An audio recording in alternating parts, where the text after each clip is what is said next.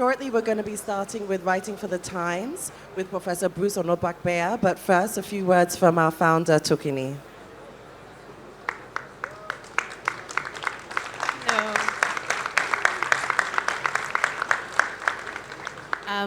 Good afternoon, everyone. Can you hear me?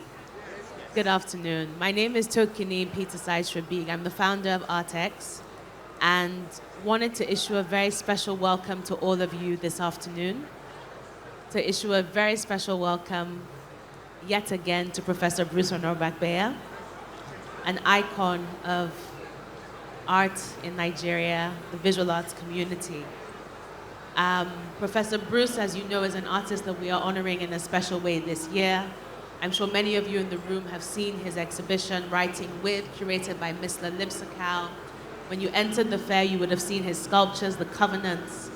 Hopefully he will tell us more today about some of these bodies of work that you have enjoyed. Now, as someone who has been following the arts for decades, I always thought I knew the extent and the breadth of the impact of the Zaria Art Society. I always thought I understood it, until I had to prepare for a special conversation in New York with Madame Ngone Fao, who then re-educated me as to the fact that the iconic work of Professor Bruce and his friends, his peers and classmates not only was revolutionary in Nigeria, but sparked a revolution across the entire continent in the era of independence that led to artists completely transforming and transitioning how Africa's artists approached modern art. We thank you for your attention. We thank Professor Pa Bruce. We thank you. It has been an honor working with you. Thank you to members of your family, to Ogara, to Jumbo. Thank you so much. We have been to your studio many times, invading it with our team, taking photographs, and your energy, and above all, your commitment to excellence has been such a remarkable example for all of us in our team and those connected to us. So ladies and gentlemen, there are faces here from all over the world. Guests have come from far and wide. Please enjoy this conversation, specially moderated by Ifoma Fafunwa. And we look forward to a remarkable conversation. Thank you so much. Professor Onobrakpeya, but he's renowned for his contributions to African modernism. He has been committed to the international dissemination of knowledge about Nigeria and Africa through art for over 6 decades, during which his practice of continual experimentation has yielded an oeuvre that explores the spectrum of ideas about who we are, ideas informed by what the society experiences and imagines itself to be. He is a UNESCO-designated living human treasure. And today we look forward to the discussions with him and Ifoma Fafunwa. Thank you.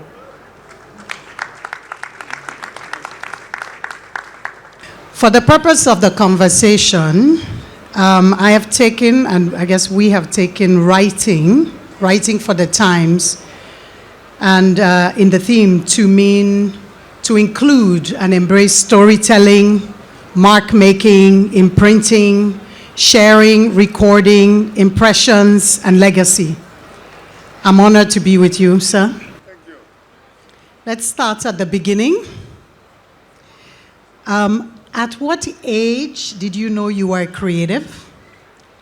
And if you can tell us then how you discovered printmaking and what exactly about printmaking you liked that made you embrace it as your main form of artistic expression. So first of all, when did you know you were an artist?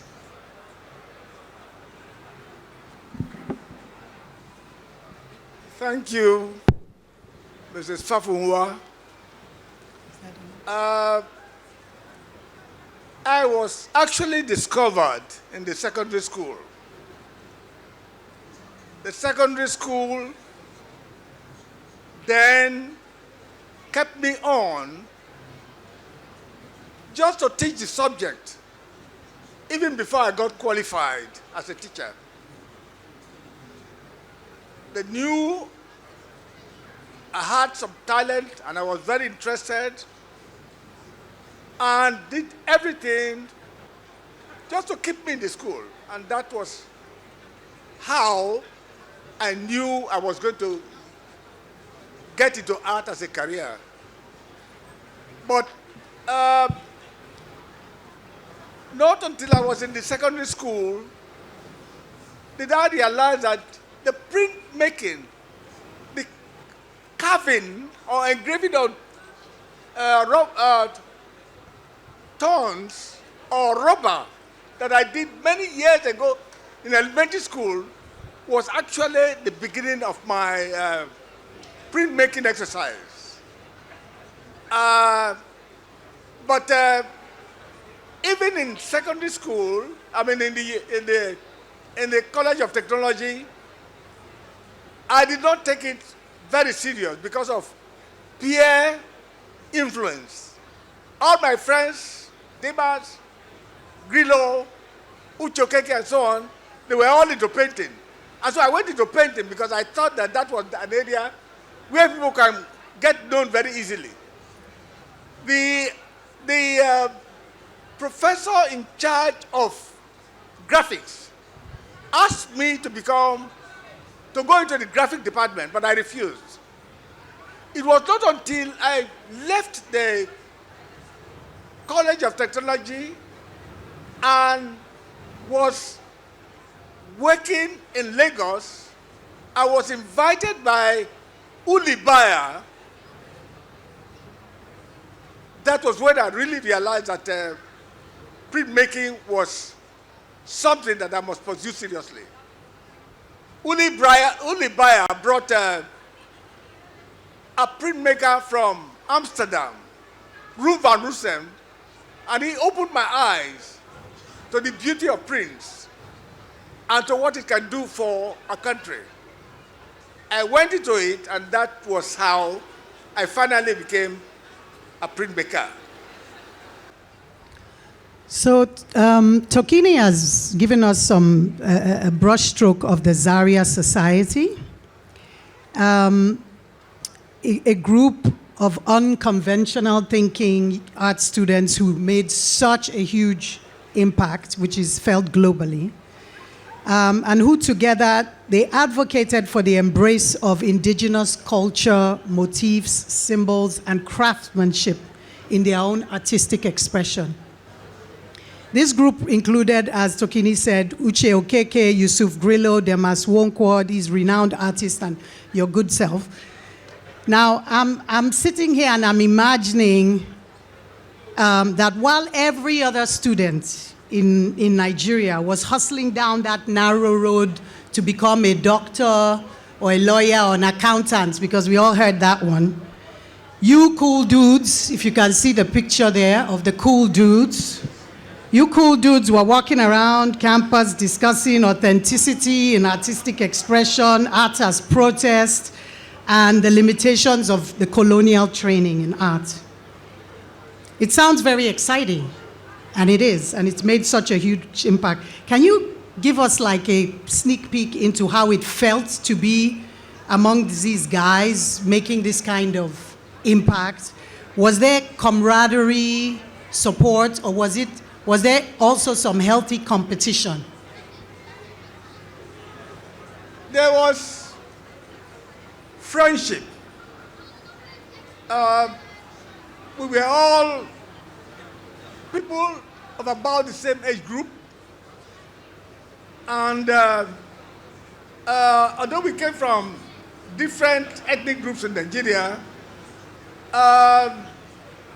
we had common culture. We were able to discuss ideas and so on. We now and again we talked and we had differences, but those differences were just settled. But what was very important was that we were looked down upon. The society back home and even the college community, they thought that people did art just because they had failed out of all other subjects. So for us, we were out to prove that artists were not people who have failed out. And artists were serious people. They have vision, they have something they can contribute, and so on and so forth. And so we helped one another, we listened to one another, we inspired one another. Most of my friends had exhibited before they entered Zaria. So during the second holidays, I had to make it possible for me to exhibit in Ugeli. So there was this kind of inspiration from one person to the other, and from the determination to impress my other colleagues, other students in the campus, that we were serious, that we were artists, and art was important in the country. Also, at that particular time, there was the politics in the air. We were preparing for independence, and we were really inspired by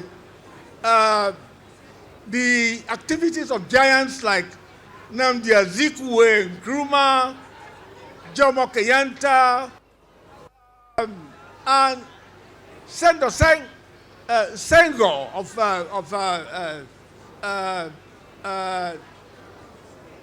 Senegal. We were very much inspired, and we look forward to really doing things that would change the idea, the thing about art, and making art something that will work for the new independent countries that we have in Africa. That was us at that particular time. But there's more to say, a lot to say about the inspirations, about how we were working in Zaria at that particular time. A lot of us didn't have money to study there.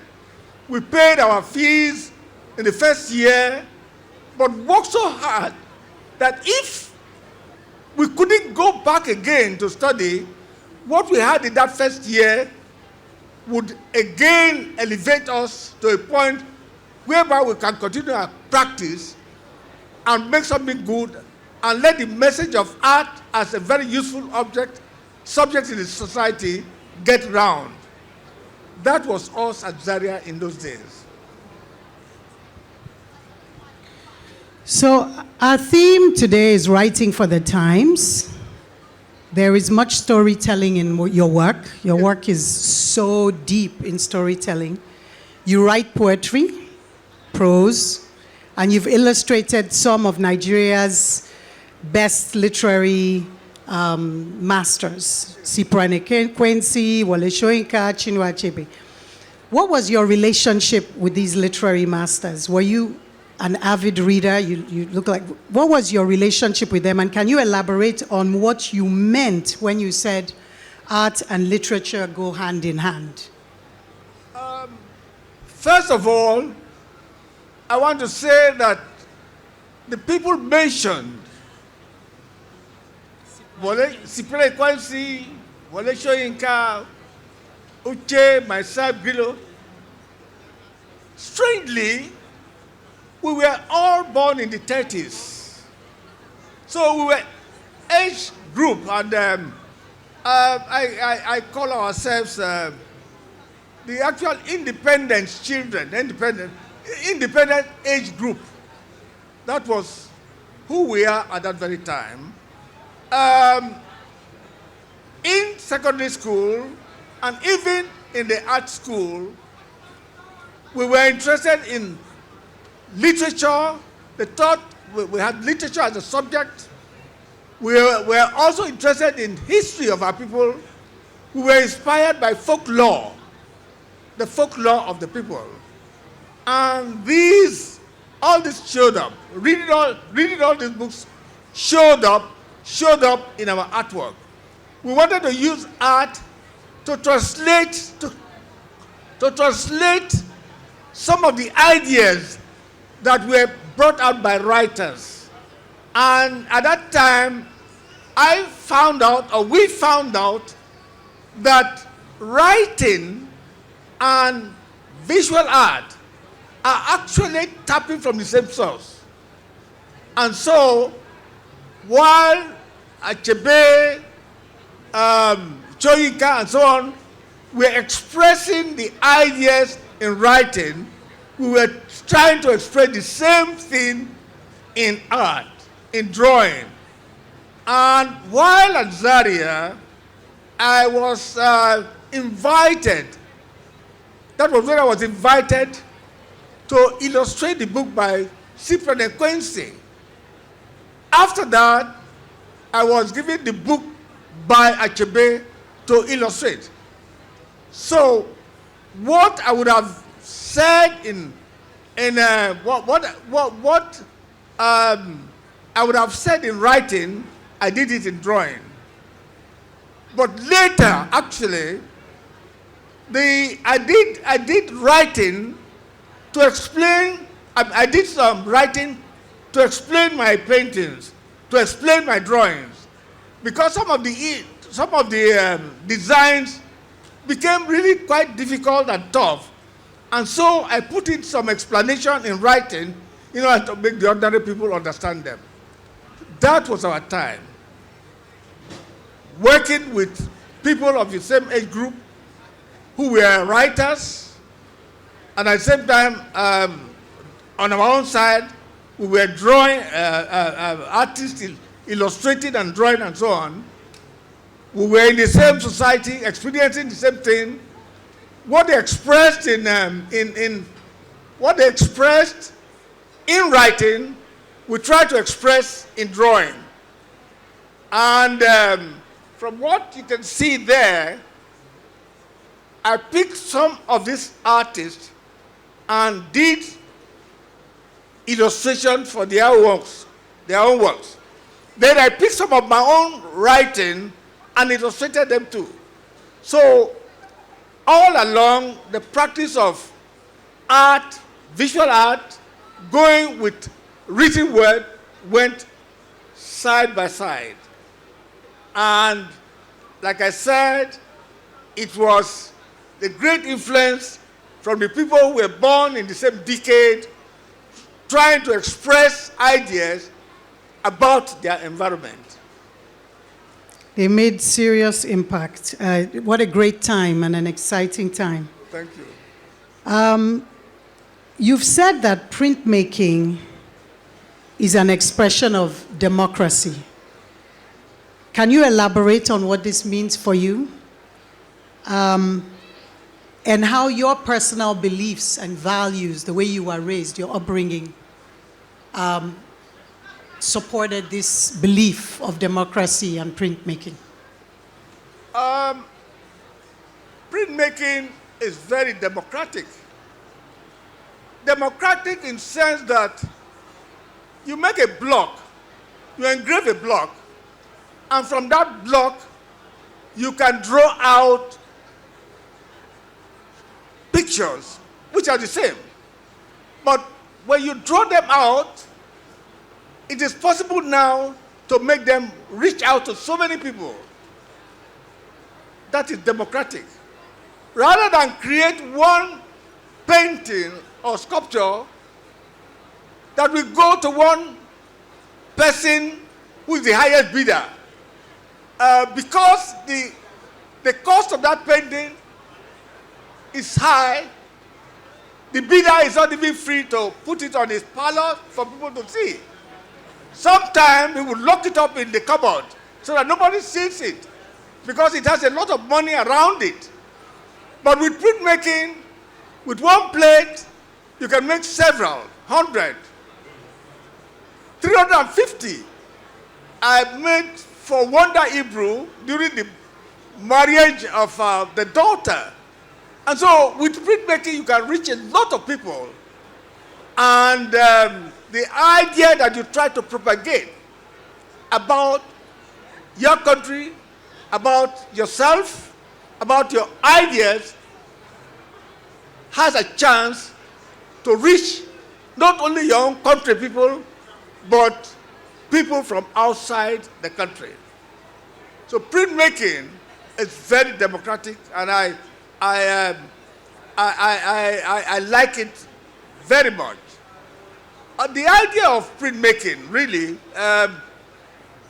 has gone into my life. The idea of creating something that can touch a lot of people. This, I want to illustrate that with the Hamata workshop that I have at Agbaroto. It's just one institution, and inside that institution, whatever is made there is able to touch professors, is able to touch students, is able to touch dropouts who never went to school, is able to touch Nigerians, is able to touch people from Cameroon, Ivory Coast, Togo, Benin Republic, and so on. That is a single institution, a single idea, which is made to visit and bring value and connection to a lot of people. That is the thing that comes out of printmaking as a way of life. It affected my life. I use the print to, I use ideas and multiply them in a way to make them reach a lot of people. A lot of people beyond our own borders, beyond our villages, beyond people who even understand our own language or do not understand their own language. That is printmaking. Thank you. I think some people want to clap. It's kind of quiet in here. Let's shake it up. This is a very special occasion, so Thank you. let's party. Thank you. Let's segue to after this Democrat. Let's segue here. Perfect time to segue to political, social, and ecological activist work that you've done. First, in 1984 to 1988, the Sahelan Masquerade series, which highlighted the devastating environmental destruction due to petroleum pollution and poor governance. This work continued, this environmental work continued in 1995 in your installations as well, your installation period, when you began to upcycle materials. I'm using a cool term, upcycle.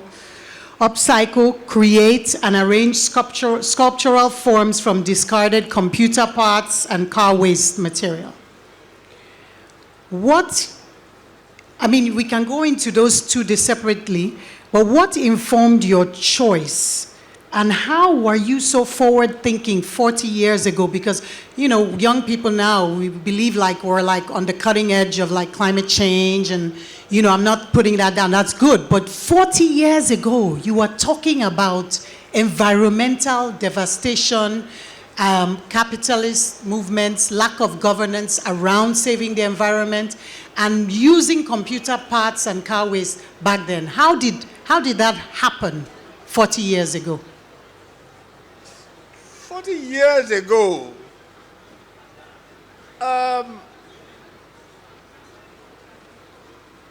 the country was involved with a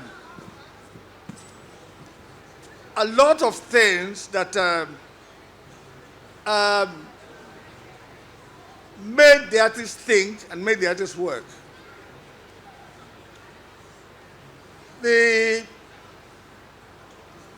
Our environment was being spoiled. You mentioned the petroleum extraction, but that was only one side of it. We have the trees. The trees were being cut down indiscriminately, and so on and so forth. 40 years ago, the people, there were protests from the actions of the industrialists, people mining the oil from the ground. 40 years ago, Saro-Wiwa and his group were murdered, killed because they protested and so on. 40 years ago, we found that dumps, material that were discarded abroad, were brought into the country and people were complaining about them. But 40 years ago, we found that these materials were actually very, very useful to us because the engineer who created them was only concerned with the function, but the artist sees the beauty in those objects. I assemble them together and create things out of them. What I create out of them is something that is useful. Useful is you can see the beauty that is there that the engineer didn't see. Also, you can recycle it and bring money out of it. But my recycled subjects have some other meaning to it. You find that they help me think about the mask, which is one of the most beautiful things that has come out of Africa. The mask. Look at the dashboards, look at the works outside. They are recycled subjects. They show the mask. They help us to contemplate the spiritual aspect of our life. They help us to think about the other worlds, the other part, the spirit world, and so on and so forth. Again, look at those objects. They take us to what is going on now, to see and speculate and contemplate the artificial intelligence. Now, what you see in those works is like figures moving, like these robots. Now, people are saying, or they are thinking about the robot, and they're talking about it as if the artificial intelligence is a new thing. It has been there all the time.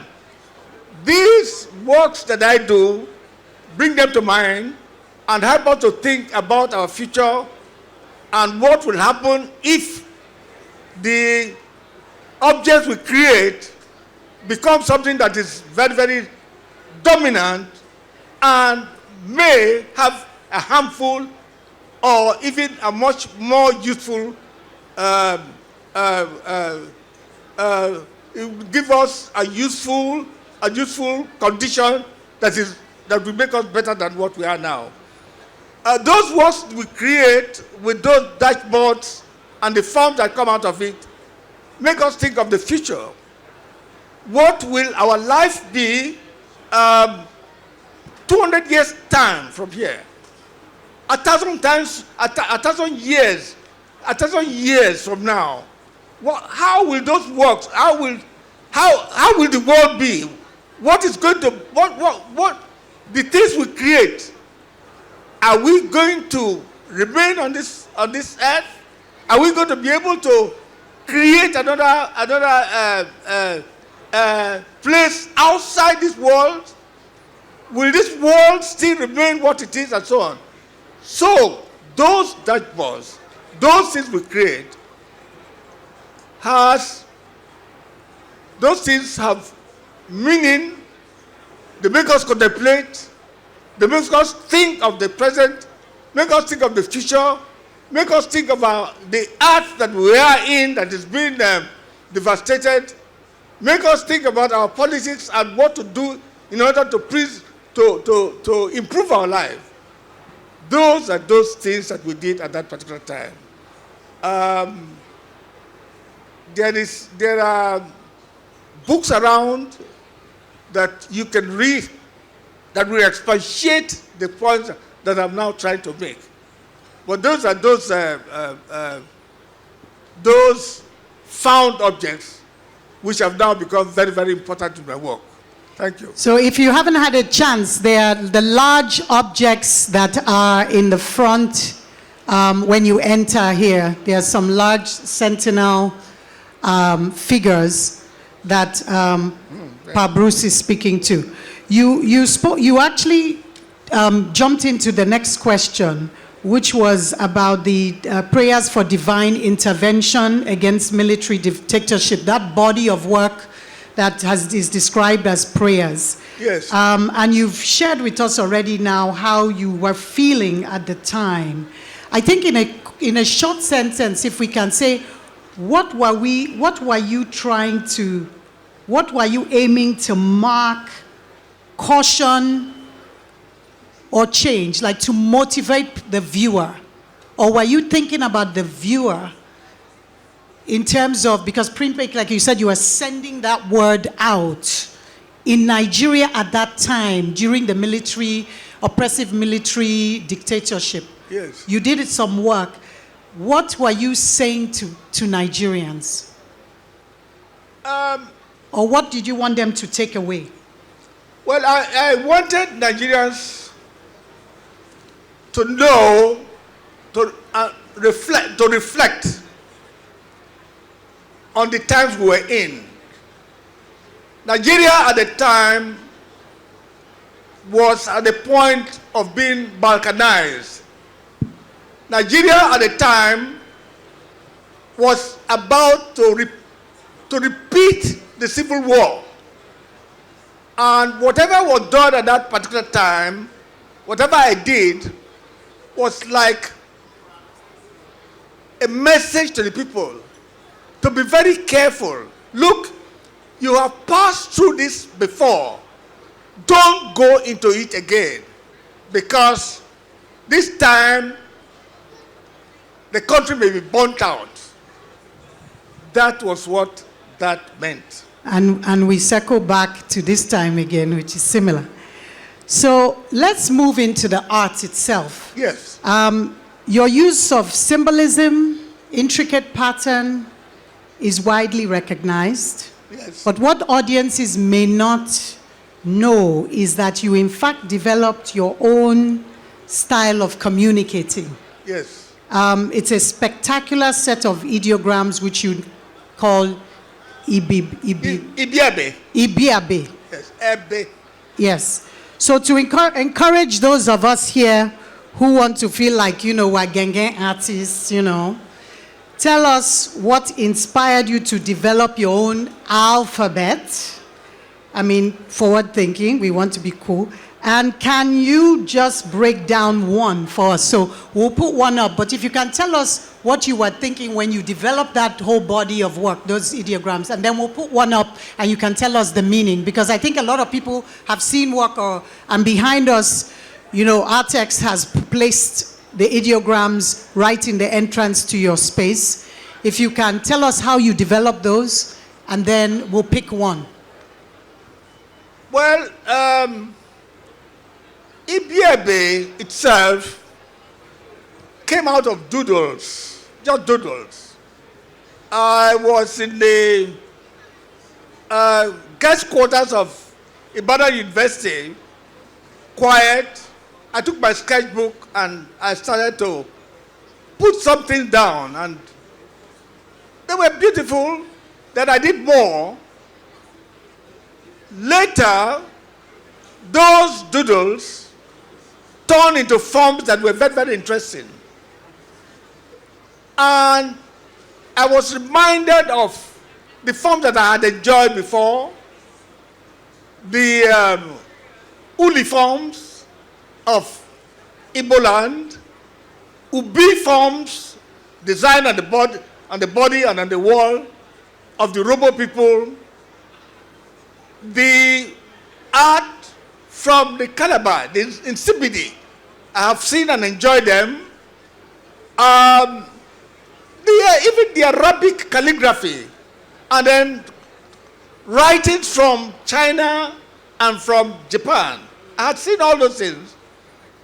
So the doodles are now developed into a form that can be my own, that can help me to interpret the Urobo culture, the Urobo language, symbols, ideas, pattern, and so on. I did that, and so I have been able to even develop them into paintings, into things that are very, very interesting. And I make poetry out of them, I make some writing out of them. I turn them into ideograms. I give them symbolic meaning, which are used for things around us, and people are studying them now and seeing how much they can also put into them to make them very useful in education of the country. That is the EBMA. I've been seeing them for years, but I didn't really break it down. So this is one here, know yourself or know yourselves. Yes. Yeah, so can you explain a little bit, or, yeah? Yeah. This is Amro Mavuge. That is the word, that is Abro Mabuke. Amro Mavuge. That is the motto from the Urobo Social Club. Amro Mavuge. Know yourself. Know yourselves. Understand yourselves so that you can work together for the good of your community. Now, the symbols, now this is a little awkward, but the symbols are there. Several people coming together to work together in order to develop themselves and develop their community. That is what that is. Great. Sir, among numerous awards, in 2006, you received the UNESCO Living Human Treasure Award. In 2010, you received Nigeria's prestigious Nigerian Creativity Award. You've worked passionately, diligently, long enough to see the historic and direct impact of your work on contemporary art and artists across the globe. How does it feel to know that every effort you made from the beginning of this conversation, even when Tokini was introducing you, every effort has impacted the lives of artists and contributed significantly to local and global perceptions of Africa and its art? Just, even if it's one word, how do you feel? I feel very happy. I feel very fulfilled. I feel very proud. But I feel and pray that the next generation should not only do what we're doing now, but do it better. And create ideas that will be inspired by the generations following them. I feel really quite fulfilled.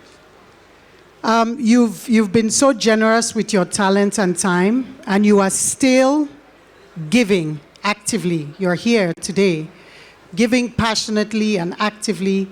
Looking ahead, can you share with us what you would like to accomplish next? Is that a thought on your mind now?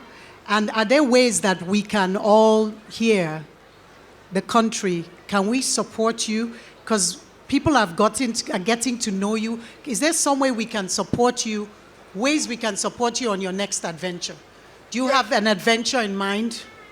Yes, my next adventure is the development of the Onobrakpeya Center, which is the home of the Harmattan workshop. I will plead with people who can help to make it possible for more and more people to attend the workshop. By attending the workshop, they are not only learning skills that will give them work to do, occupy their time and give them happiness. They also make friends, and friendship brings peace. The Harmattan workshop, as I mentioned earlier, receive people from the West African region, from the Americas and from Europe. And that again is something that brings peace to the world. We want the government and the people who can help people who are involved with putting these institutions in the rural places, not necessarily the big towns. Put this institution, help the people who are there, who have the thought to develop those villages. In that way, you will stem the movement to the towns. Towns are overcrowded, but the villages are very thin. The people are moving away. But if you take this institution down there, then the people will remain. Like many people remain down in Agbaroto because there is job for them. Agbaroto now attracts other things. We have the ecumenical center, and we have the university. Together with the art workshop, we find the people remaining there. So we want those who have money to help the development of these institutions. Now we have the Asela Institute is crying for money to bring it up. We have other institutes. Well, of course, the Oshobo Center is doing very, very well. But there are other places around, out of the towns, that need that kind of help so that they can grow, to help the locality, make the people stay there, give them personality, give them pride, and let them develop themselves and develop the economy. That is what I want to happen. Yeah, so a lot of centers are, Sayinka's Shonibare has developed one in Abeokuta. Victor is doing something in Benin. There's the MOA coming up, Oshogbo. So, but for Harmattan workshop, it's been said, Pa has said it, if you want to help in kind, ideas, you want to participate, you want to go to the workshop, look for any ArtX person, because I'm sure look for any person with an ArtX t-shirt and let us have your contacts. Let's reach out, or of course Instagram and instant messaging now. But if you have ideas, you want to participate in the workshop, you want to give in kind, you want to find out more about it, Harmattan workshop in Agbarato. Sure. As we come to an end, there is a line, and I know I'm just going to put myself out there and see, since you're so generous. There's a line in your Ricky which simply and beautifully captures legacy, using something about a footprint and an elephant. I saw it typed up there. with your permission, you know, I'm from theater, so I have to be a bit dramatic here at the end. Would you please recite in your language some lines from your Riki, and then give us the English translation afterwards? Feel free to move, dramatize, dance, and do what you wish. But yes, just some lines from your Riki. And I really want to highlight that elephant print thing that is written up there. Well, my Odova is Eni. Not Eni. That's elephant. The Odova in Robo is a self-giving name. When you are in any gathering and there's a person there to make a speech, he'll mention everyone's nickname. He'll mention everyone's Odova. If you are a chief, they'll just mention your chieftaincy title, that's all. But every other person will be mentioned. That is it. My Odova is in the elephant. And whenever the name is mentioned, each person will give the underlining meaning. For me, when you call me Andy, I'll say yes. As I didn't want to be Fuge, wherever the elephant passes, you will know, because the footprint will be on the soil, and that soil will gather water, and some other smaller animals will come to drink out of that water. So it symbolizes. So what that Odova means, or that name means, is that I want to be in a position where I'm a shelter to a lot of people, and this time an educational shelter, not just educational shelter, an artistic educational shelter that will support young people, support grown-up people, and bring our country and communities to a point whereby they can gain respect from within themselves and from outside the world. Thank you. Before I get, you can see my eyes, misting up. Before I get any more emotional, I can say with all confidence, yes, that you are a gift that keeps giving, and for generations will give, and children will, and great-grandchildren will learn and be enriched and squabble a little bit over who is getting which print and which print they are not getting that their mother had and grandmother had. And we are grateful. We are really grateful. Thank you. And we love you. We love you. Thank you. We love him all. We love this man.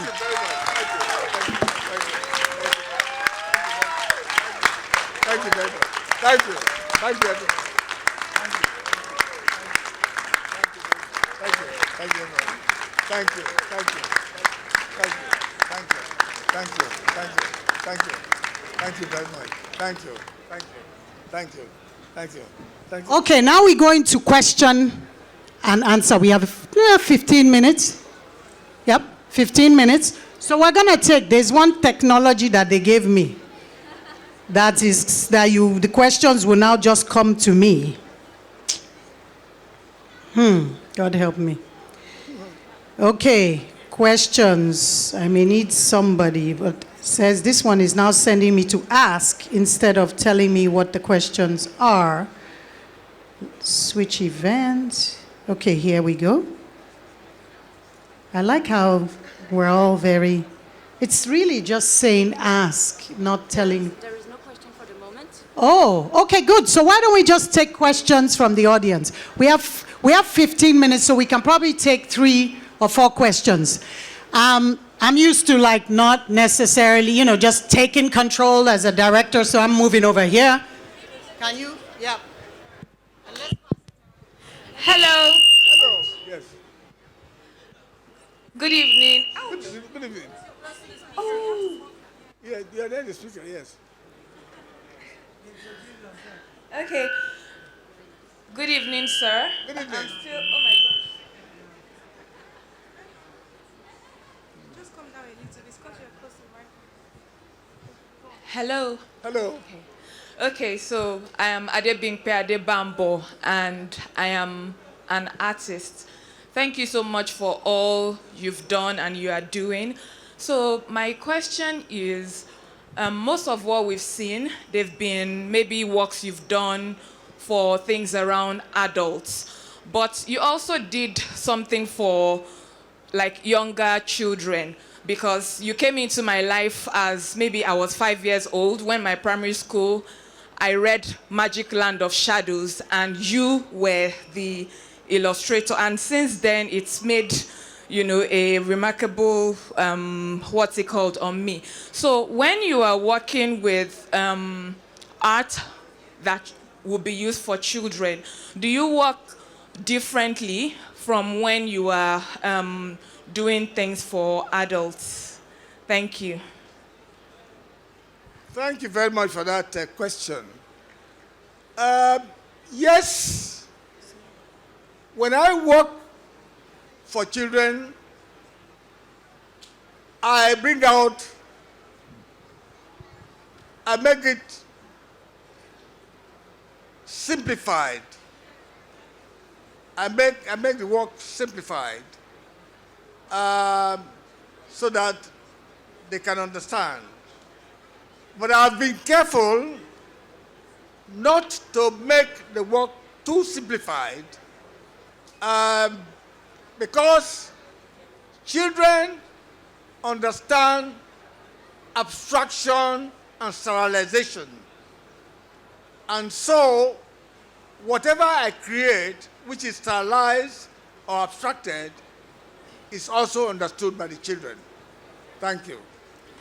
Yeah, so if you have a question, to save time, if you can go towards, we'll have a microphone at the back as well. Let's try this one. And then we'll go to the other side. Thank you so much. I am Cynthia. I am from Brazil, and I am a dancer and choreographer. It's nice that you change the way to do the questions, because my questions it's about technology and orality. And I want to know, oh my gosh, how for you it's important the orality in this time that everything is so technological and we are using this kind of app to do questions and so on. And then what you hope that can change between the orality and then the technology?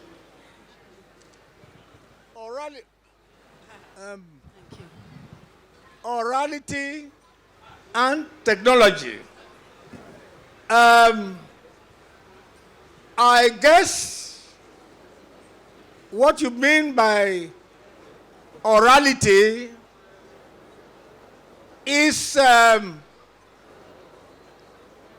just narratives, things that that come out of folklore and myths.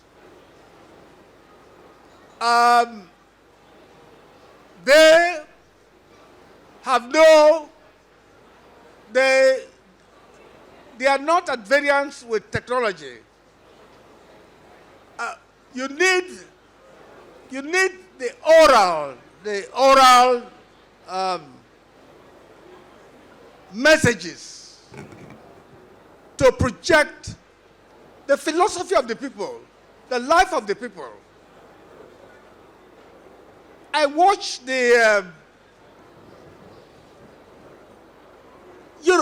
Yoruba kings, not only Yoruba kings, Urobo kings, elders speak. They do not give two sentences without bringing in an adage or a folklore or an illustration. That is there, and that is a way of communication, not only to children, but also to adults. We need the oral things, the things that everybody know and can, everybody know, but you have to pinpoint them at the time you are communicating particular ideas. Orality here has no conflict at all with technology. I don't know whether that answers your question. Thank you. Okay, so I'm picking a question. So this is working. Do you believe in reincarnation and other non-Abrahamic beliefs? And I will add to that what's your religious persuasion? Do you have any defined spirituality in terms of, do you have a religion? You know, in Nigeria, you have to take a form. You take a form, you put, are you Christian, are you Muslim? I always want to put other, but I know they'll come after me.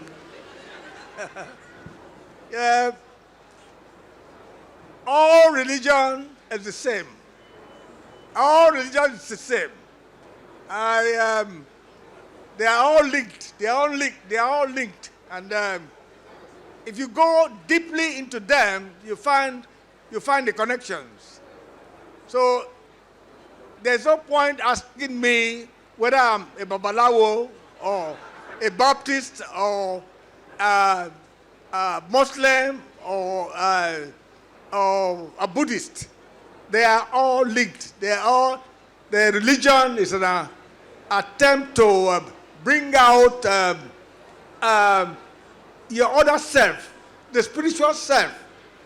The other self, bring it out and make it give you a good life this time.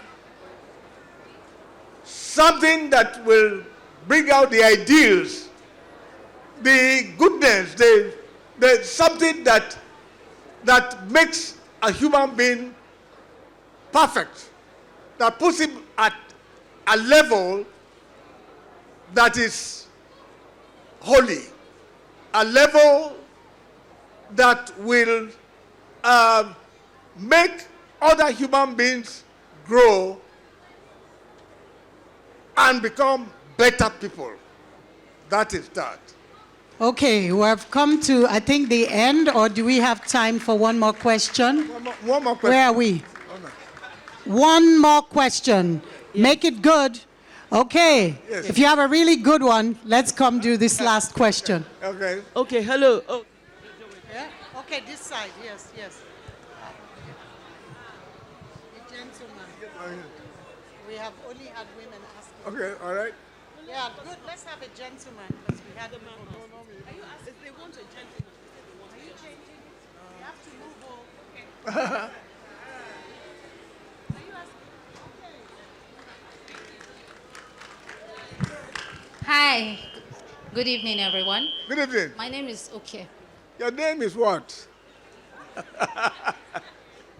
Sorry. My name is Oke Ogene Gabriel. I am an artist, a sculptor, and also a gallery manager. Okay. Yeah. So, my years of practice as an artist, I have always had people say that some people always refer to an artwork, like when they come to see an artwork, they're like, what is this work trying to say? What is this work talking about, you know?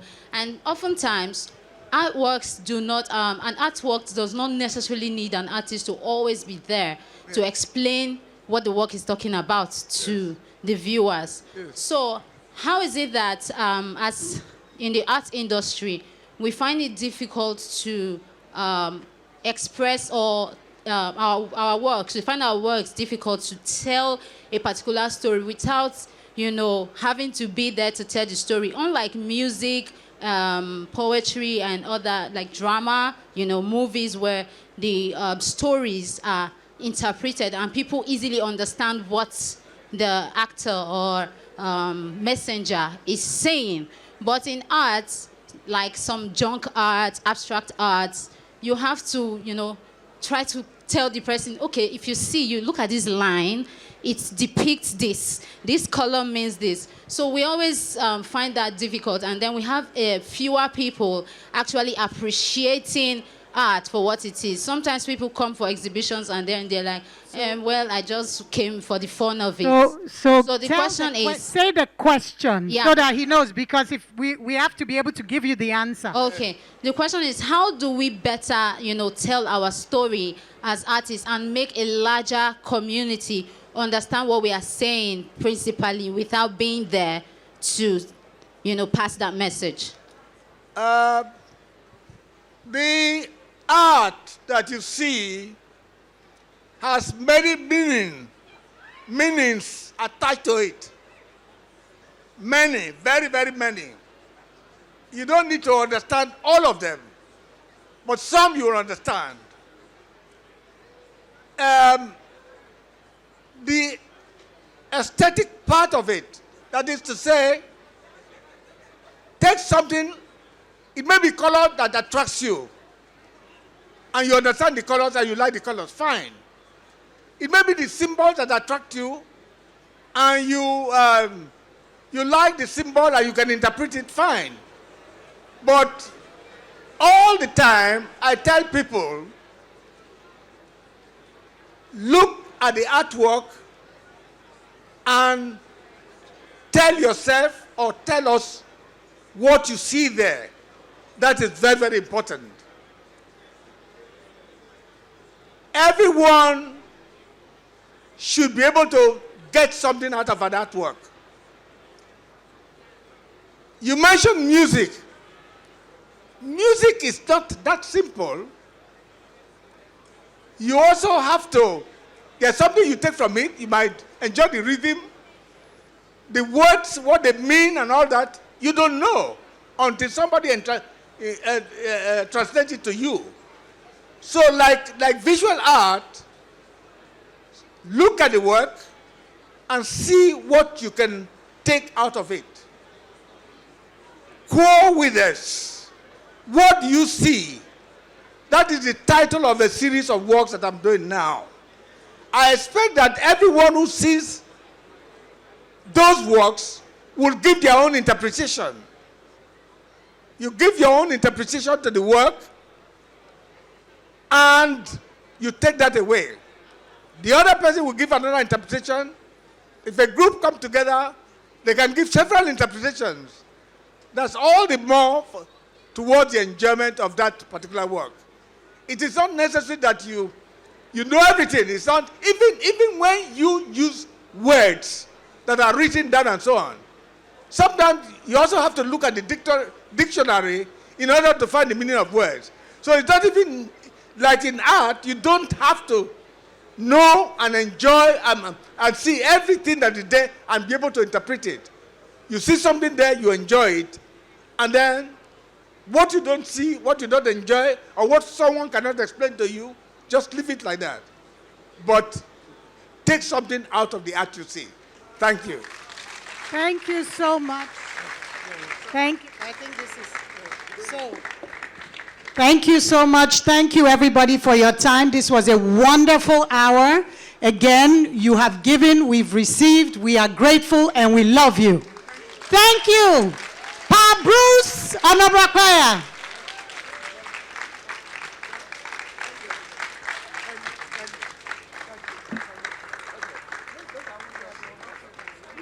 Take some water.